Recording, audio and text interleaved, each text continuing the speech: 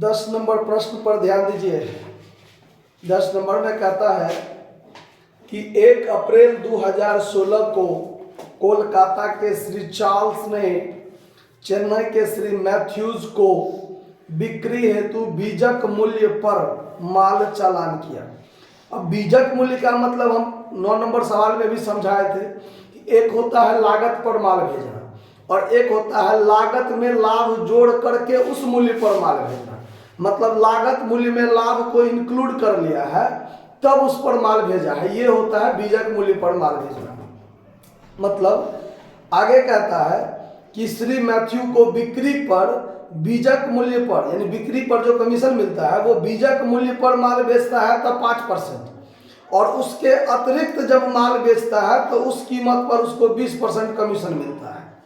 फिर आगे कहता है कि 1 लाख का माल 1.5 लाख के बीजक मूल्य पर चेन्नई चालान किया है। मतलब 1 लाख का माल लागत था और उसको 1.5 लाख पर भेजा है, मतलब 50,000 लाभ शामिल करके तब भेजा है। तो अगर लाभ शामिल रहता है तो उस लाभ को क्या करना पड़ता है, समाप्त करना पड़ता है कि नहीं करना पड़ता है। ठीक, आगे देखिए। फिर आगे कहता है कि प्रत्यक्ष व्यय 10,000 रुपया है। 30 जून 16 को श्री चार्ल्स को श्री मैथ्यू से एक विक्रय लेखा प्राप्त हुआ जिससे पता चला कि उसके पास भेजे गए माल का 4/5 भाग 1,20,000 में बेचा गया है और उसका वास्तविक व्यय जो है वो 3,000 रुपया था। श्री चार्ल्स के द्वारा लिखे गए 1 लाख के बिल को श्री मैथ्यू ने स्वीकार किया और बाकी रकम नगद में भेज दी। श्री चार्ल्स के पुस्तक में माल का चालान खाता मतलब कंसाइनमेंट अकाउंट और कंसाइनी का खाता श्री मैथ्यू का खाता बनाना है। तो देखिए इसको जो हम लोग बनाएंगे in the books of the firm नहीं, in the books of consignor सबसे पहले बनाना है कंसाइनमेंट अकाउंट।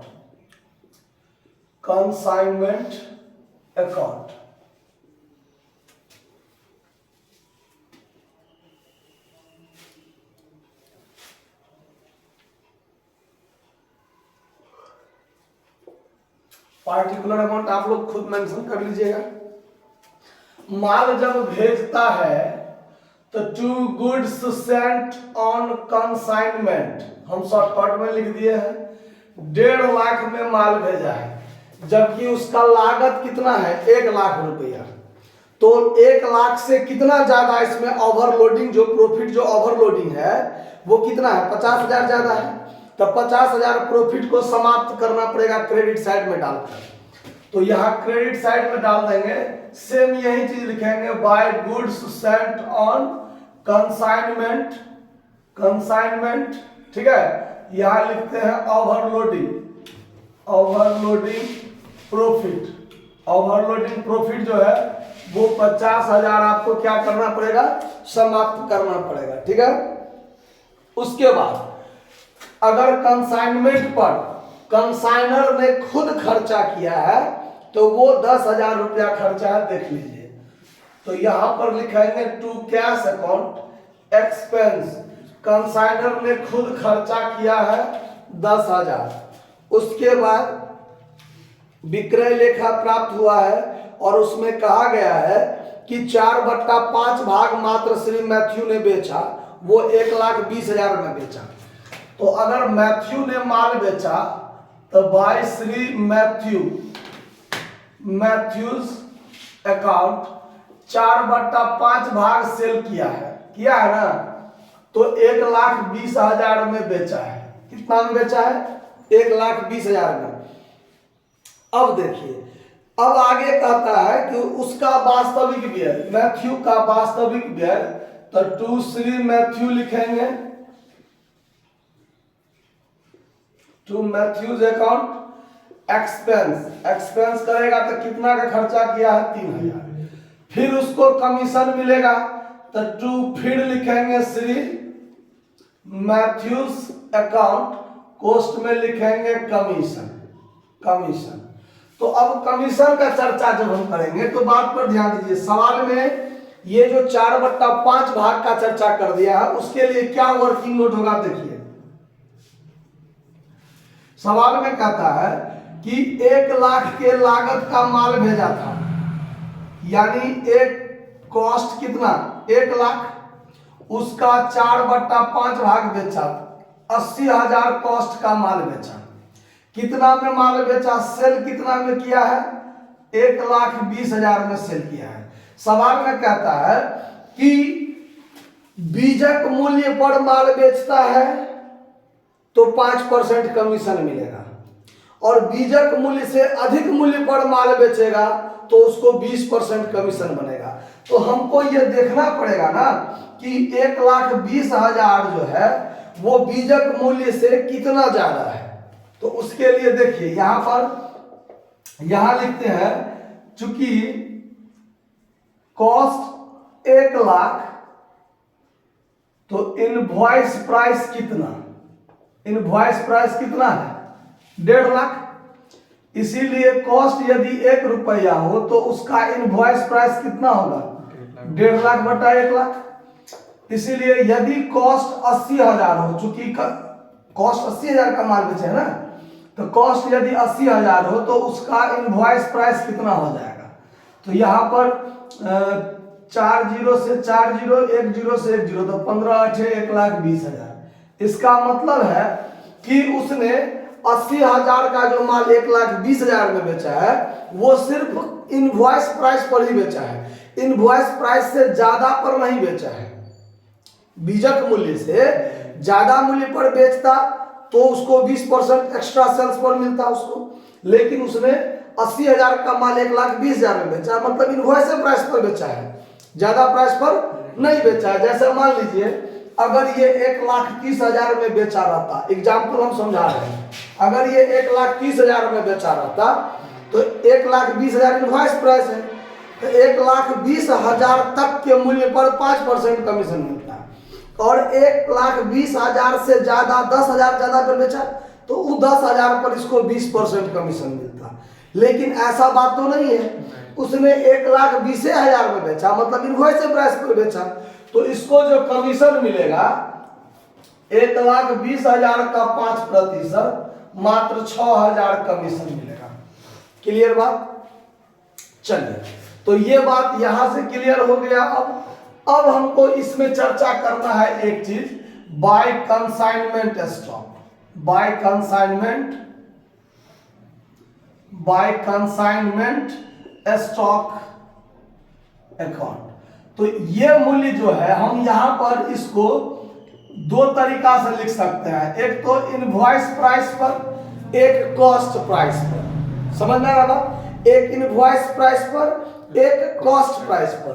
तो हम यहां पर इनवॉइस प्राइस पर चर्चा करते हैं। देखिए कैसे होगा, हम दोनों चीज आपको करके दिखा देते हैं कैसे क्या होता है सर।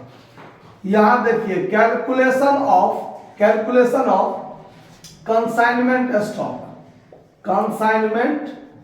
स्टॉक, पूरा कंफ्यूजन क्लियर हो जाएगा। कंसाइनमेंट स्टॉक कितना बचा है 1/5 भाग। कैसे, सुन लीजिए, जितना माल है अपने आप में कुल माल, उसका 4/5 बेचा, मतलब 5 भाग में 4 भाग बेच दिया, तो 1 भाग बाकी रह गया ना, रह नहीं रहा। तो कहने का मतलब 1/5 भाग कंसाइनमेंट स्टॉक रह गया। अब उसका चर्चा हम यदि कॉस्ट प्राइस पर करेंगे तो क्या होगा, और यदि इनवॉइस प्राइस पर करेंगे तो क्या होगा, बात पर ध्यान दीजिए। तो कॉस्ट प्राइस कितना, तो कॉस्ट प्राइस है 1 लाख, माल 1 लाख का दाम 1.5 लाख में बेचे थे हम, 1 लाख दाम का माल 1.5 लाख में बेचे थे, तो कॉस्ट प्राइस तो 1 लाख है ना। तो 1 लाख का 1/5 भाग तो 20,000 हुआ। यहां देखिए उसका इनवॉइस प्राइस कितना, तो 1.5 लाख का है, तो 1.5 लाख का 1/5 भाग कितना 30,000। चलिए, expense paid by consignor, consignor कितना खर्चा किया है 10,000, तो 10,000 का 1/5 भाग 2,000। एक्सपेंस पेड बाय कंसाइनर, तो ये भी 10,000 गुने 1/5 भाग था 2,000। Expense paid bye consignee, consignee 3,000 खर्च किया है ना, उसका 3,000, तो ये 3,000 यदि बिक्री व्यय रहता तब हम इसमें शामिल नहीं करते। अगर गोदाम किराया, कमीशन, बिक्री व्यय अगर ये सब रहता तो शामिल नहीं करते। वो बिक्री व्यय स्पष्ट क्लियर नहीं ने किया है, और या ऐसा तो नहीं है कि उसका सीधे व्यय है, उसने कहा कि वास्तविक व्यय उसका इतना है, तो इसका मतलब कि उसमें कंसाइनमेंट स्टॉक में ये शामिल होगा। ये बात को ध्यान रखना है। तो 3,000 गुने 1/5 भाग था 600। यहां भी लिखेंगे एक्सपेंस पेड बाय कंसाइनी, कितना 3,000 गुने 1/5 भाग, 1/5 भाग था कितना 600, तो ये हुआ 32,600 और ये हुआ 22,600। अब देखिए हम इसको भी लिख सकते हैं यहाँ पर और हम इसको भी लिख सकते हैं यहाँ पर, दोनों में से किसी को भी लिख सकते हैं, बात पर ध्यान दीजिए। लेकिन यदि यहाँ पर इनवॉइस प्राइस पर भेजा गया है तो हम इनवॉइस प्राइस वाला दाम यहाँ लिखेंगे 32,000 कितना 600। लेकिन इस दोनों का डिफरेंस किसके कारण हुआ है, बात पर ध्यान दीजिए, इस दोनों का डिफरेंस हुआ है इसके कारण से।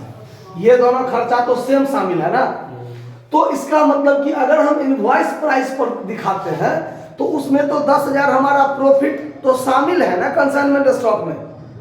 1.5 लाख में जब प्रॉफिट शामिल है 50,000, तो इसमें भी ना प्रॉफिट शामिल होगा। तो इस 10,000 प्रॉफिट को डेबिट साइड में डालकर समाप्त करना पड़ेगा। टू कंसाइनमेंट स्टॉक कॉस्ट में लिख देंगे प्रॉफिट रिजर्व। प्रॉफिट रिजर्व कितना 10,000 रुपया, उसको क्या करेंगे यहां से समाप्त करेंगे।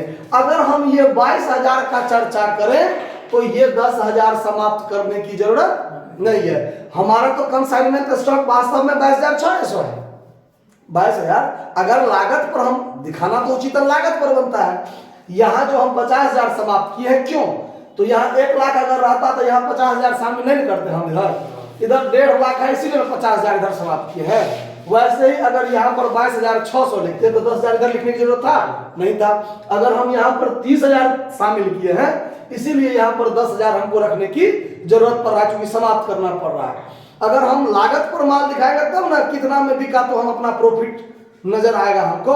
अगर हम यहाँ पर 1.5 लाख पर दिखाएंगे, इसको समाप्त नहीं करेंगे तो हमारा वास्तविक प्रॉफिट जो होगा वो हमको पता नहीं चल पाएगा। इसीलिए तो अब यहाँ पर जो है बात खत्म हो गया, अब इसमें कुछ बचा नहीं है।